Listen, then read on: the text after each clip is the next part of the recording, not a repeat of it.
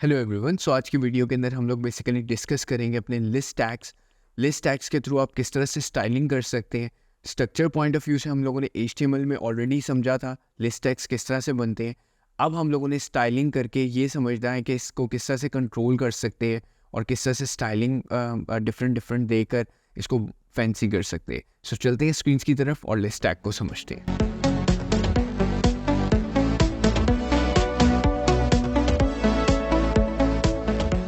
सो आज का काफ़ी इंपॉर्टेंट टॉपिक है जो कि हमारा है लिस्ट के ऊपर।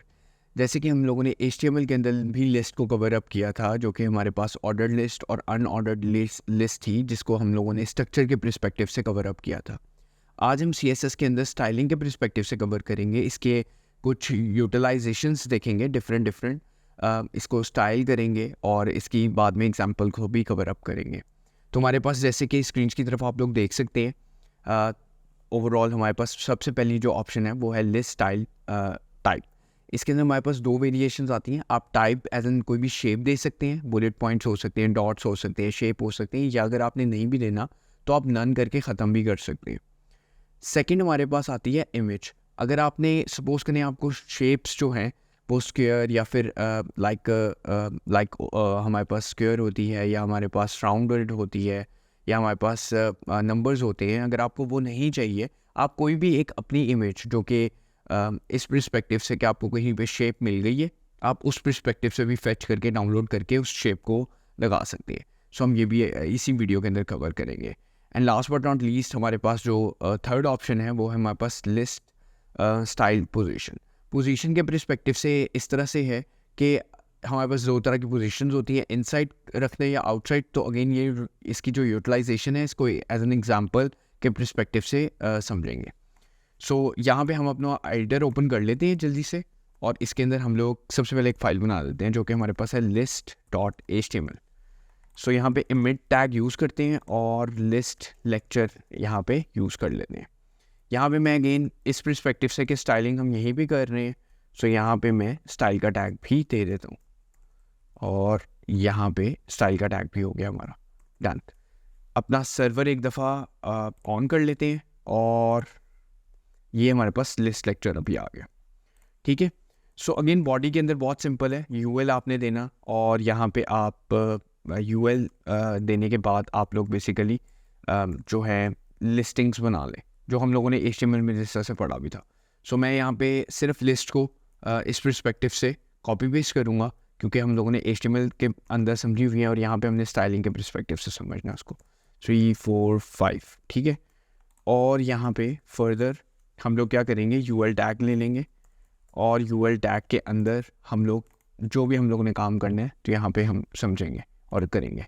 सो अगेन जैसे कि आप यहाँ पे देख रहे हैं, इस टाइम यहाँ पे सर्कल एक शेप आ रही है, फील्ड वाली है। तो हम अब बारी बारी जो हम लोगों ने बेसिकली टॉपिक्स के पर्सपेक्टिव से देखा था, अब हम उसको एग्जांपल भी करेंगे। तो सबसे पहले हमारे पास आता है लिस्ट स्टाइल टाइप। इसके अंदर स्टाइल्स के अंदर जैसे कि हम लोगों ने एट्रीब्यूट्स के अंदर काम कर रहे थे लास्ट टाइम HTML के अंदर, अब हम CSS के अंदर करेंगे। आपके पास बहुत तरह के एट्रीब्यूट्स आ रहे, आप इनमें से कोई भी दे सकते हैं, डिपेंड करता है। अभी जैसे सर्कल है, आप डिस्क भी दे सकते हैं। हम जैसे कि हम डिस्क दे के देखते हैं, लेट्स सी डिस्क में क्या होता है। डिस्क सिंपल यही है, और अब अगर हम इसको डिस्क नहीं कुछ और दे देते हैं, सो यहाँ पे मैं कॉलन दोबारा से लगाता हूँ, हम यहाँ पे दे देते हैं डेसिमल्स हैं, स्क्वायर है, तो अगेन स्क्वायर दे देते हैं। तो पहले जैसे डिस्क थी तो अब आप जैसे स्क्वायर्स है। बट अगर आपको ये शेप नहीं पसंद आ रही, ऑल्दो आप इसको नन भी कर सकते हैं। ठीक है, मतलब इस पर्सपेक्टिव से कि आपने नहीं भी दे दे तो अगेन ये नन हो गई। बट अगर आप चाह रहे हैं कि यहाँ पे आप बेसिकली कोई इमेज यूज़ कर लें, जो कि अगेन आपकी अपनी कोई इमेज बनाई हुई है, फिर आप यहाँ पे लिस्ट टाइप इमेज यूज़ करेंगे। तो अगेन उसके अंदर आपके पास URL का एक वैल्यू होगी, जो कि आप क्या करेंगे, मेरे पास एक बाय डिफ़ॉल्ट एक इमेज है जो कि अगेन मैं यूज़ कर लूँगा। सो वो है डॉट की। तो इसको हम देखते हैं वो कैसे हमारे पास विजुअली नज़र आते हैं। तो ये डॉट्स हमारे पास कुछ इस तरह से नज़र आ रहे हैं। मैं जूम करके आपको दिखाता हूँ। आप कहाँ से शेप्स ले सकते हैं डिफरेंटली, तो वो अब आपके पास फ्लैट आइकन्स की वेबसाइट है, इसके ऊपर जाएं, शेप्स डिफरेंट टाइप, यहाँ पे आप शेप सर्च कर लें। ठीक है, डिफरेंट शेप्स आपके पास आ जाएंगी, और इस पर्सपेक्टिव से आप शेप्स को देख सकते हैं या बना सकते हैं। तो यहाँ पे अगर मैं इसको क्रॉस करके आपको शेप्स दिखाऊं, सो यहाँ पे बहुत हार्ट शेप है, अगेन ये स्टार शेप है, डायमंड शेप है, तो ये इनको आप डाउनलोड करके लाइक उस परस्पेक्टिव से 10px 5px करके आप यूज़ कर सकते हैं। लेकिन जाहिर सी बात है लिस्ट के साथ आप छोटा ही एक साइजिंग का इमेज यूज़ करेंगे। सो इमेज बट इसका प्रो अपनी जगह है, आपको डिफरेंट डिफरेंट शेप्स मिल जाती हैं जो अगेन CSS सपोर्ट नहीं कर रहा, बट फिर भी आप इमेज से लेकर आ रहे हैं। कौन इसका थोड़ा सा ये है कि आपका हाँ अगेन इमेजेस आप लोड करवा रहे हैं, अगर आपकी 20-25 लिस्टिंग है या लिस्ट आइटम्स हैं तो 25 दफ़ा सर्वर पे वो उस इमेज की रिक्वेस्ट आएगी, देन आप इसको cover up lazy loading and then further चीज़ों के साथ कर सकते हैं। बट डेफिनेटली अगर एक सर्वर पे रिक्वेस्ट आ रही है फॉर एन इमेज काफ़ी दफ़ा, तो वो अगेन एक कौन कंसिडर किया जाएगा। फिर हम फर्दर आगे चलते हैं। सो लास्ट हमारे पास है position, list style position. List style position क्या चीज़ है, हम लोग बेसिकली इसको समझते हैं। सो अगेन मैं बैकग्राउंड कलर यहाँ पे एक लाइक ब्लैक तो बहुत अजीब हो जाएगा, लाइक येलो दे देता हूँ, शायद येलो पे वो टेक्स्ट जो है।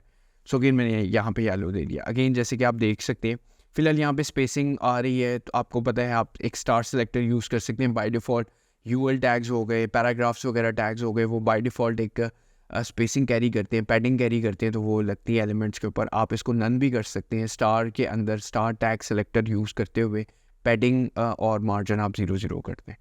सो इस परस्पेक्टिव से आप जैसे कि देख रहे हैं लिस्ट स्टाइल पोजीशन, यानी कि UL मेरा कहाँ से स्टार्ट हो रहा है, UL मेरा इट्स जितना भी मेरा येलो पार्ट है वो एक UL का पार्ट है, यानी कि वो UL है एक, जैसे कि क्योंकि मैंने UL डायरेक्ट सेलेक्टर को बैकग्राउंड दिया ना। मैं अगर इसको कहूँ पोजीशन लिस्ट स्टाइल पोजीशन, मैं इसको कहता हूँ आउटसाइड। अगर मैं इसको कह दूँ आउटसाइड तो, और यहाँ पे मैं बेसिकली लिस्ट स्टाइल कुछ भी नहीं देता, ठीक है, और मतलब मैं ख़त्म कर रहा हूँ सारा कुछ, ताकि हम लोग ये एक ऑब्जर्वेशन रखें कि आउटसाइड क्या है और इनसाइड क्या है। तो अगेन मैंने उसको क्या कर दिया हुआ है कि ओवरऑल उसको आउटसाइड कर दिया हुआ है, ठीक है। और अब अगर मैं उसको इनसाइड करके देखूंगा, ठीक है, सो वो थोड़ा सा आगे से शुरू हो रहा है। इसकी एग्जांपल मैं इस तरह से दे सकता हूँ आपको कि अगर मैं यहाँ पे एक बॉर्डर भी ले लूँ 1px सॉलिड, और इसको मैं दे देता हूँ प्रॉपर्टी रेट, तो इसको 5px कर देते हैं प्रॉब्ली, थोड़ा सा डिस्टिंग्विश करने के लिए। और साथ में क्योंकि मैंने पैडिंग वगैरह कुछ भी नहीं दी हुई, सो मैं इसकी पैडिंग जो है वो 0 कर देता हूँ बाय डिफ़ॉल्ट, ठीक है। अब आप इस पर्सपेक्टिव से देखेंगे कि मैंने इस सिर्फ UL टैग की अंदर वाली सारी पैडिंग ख़त्म की है, और अब मैं लिस्ट स्टाइल पोजीशन को आउटसाइड कर रहा हूँ। पहले मैंने इनसाइड किया हुआ था और अब मैं आउटसाइड कर रहा हूँ। जैसे ही मैंने उसको आउटसाइड किया तो वो UL टैग की इवन के मैंने बॉर्डर्स भी दिए हुए, जो बॉर्डर उसका आखिरी एक एलिमेंट होता है वो उससे भी बाहर चला गया। तो ऐसा सिनेरियो हमारे पास तब आता है कि जब हमारे पास पैराग्राफ्स हो या इस तरह की कोई चीज़ हो, अगर हम वो UL टैग का हिस्सा बनाना चाह रहे हैं, अपने बुलेट पॉइंट्स, अपनी चीज़ें, सो उस पर्सपेक्टिव से हम लोग क्या करेंगे, लिस्ट स्टाइल पोजीशन को यूज़ करते हुए हम लोग इनसाइड कर देंगे, ठीक है। बाय डिफ़ॉल्ट भी इनसाइड होता है, लेकिन अगर आप नहीं चाहते कि वो UL पार्ट का हिस्सा बने और वो बाय डिफ़ॉल्ट दूसरी साइड पे रहे, तो आप आउटसाइड कर दें, ठीक है। सो अगेन इस पर्सपेक्टिव से आप इनसाइड और आउटसाइड को यूज़ कर सकते हैं, सो इसलिए यूज़ होता है। और ये हमारी पास इनसाइड और आउटसाइड की एग्जांपल थी। सो ओवरऑल हमारे पास जो लिस्टिंग टैग्स हैं वो इसी तरह से बनते हैं और इसी तरह से यूज़ होते हैं। फर्दर अब आपके ऊपर है कि आप इसके अंदर डिफरेंट चीज़ें कर सकते हो, जैसे कि आप यहाँ पे क्योंकि UL टैग बेसिकली आपके पास अवेलेबल है यहाँ पे, सो अगर मैं इसको डिस्प्ले फ्लेक्स कर दूँ, ठीक है, तो ये अगेन UL टैग को मैं डायरेक्ट डिस्प्ले फ्लेक्स करूँ। फ्लेक्स प्रॉपर्टी बेसिकली इनलाइन लेकर आती है एलिमेंट्स को, तो अगेन मैंने फ्लेक्स कर दिया, या मैं बेसिकली आप लोगों ने इनलाइन ब्लॉक का भी कॉन्सेप्ट समझा होगा। तो अगेन अगर आप इनलाइन ब्लॉक को भी करेंगे तो यहाँ पे वो ब्लॉक लेवल पे उतनी स्पेस लेगा, बट अगर मैं इसको इनलाइन सिर्फ प्रॉपर्टी दूँ तो अगेन वो उसके ऊपर आपके पास पैडिंग मार्जिन वगैरह ख़त्म हो जाएंगी। तो अगेन मैं फ्लेक्स कर रहा हूँ तो क्योंकि वो सारे एलिमेंट्स को अंदर वाले इनलाइन कर रहा है। अब जैसे कि मुझे डॉट्स नहीं चाहिए या कोई भी चीज़ नहीं चाहिए, तो मैं सिंपली क्या कर सकता हूँ, मैं इसको कर सकता हूँ list style type none, okay. So यहाँ पे मेरे पास प्रॉब्ली एक लाइक लिस्टिंग आने लग गई है कुछ थोड़ी बहुत विजुअली, और अब मैं बेसिकली डिफरेंट यूएल टैग दोबारा से लेता हूँ और एल आई लेता हूँ उसके अंदर, और उसको मैं एक स्पेसिंग प्रोवाइड करना चाह रहा हूँ, जस्ट लाइक ए नेविगेशन जिस तरह से होती हैं। सो मैं अगेन मार्जिन लेफ़्ट देना चाह रहा हूँ, जो कि 20px का देना चाह रहा हूँ, और ये मैं दे के देखता हूँ कि किस तरह से अप्लाई हो रहा है। तो जस्ट लाइक दिस नेविगेशंस भी अप्लाई होने शुरू हो गई है। अगेन इसमें लास्ट चाइल्ड का कॉन्सेप्ट बाद में आता है, वो हम देखेंगे किस तरह से होता है, फर्स्ट चाइल्ड लास्ट चाइल्ड को किस तरह से कंट्रोल किया जाता है।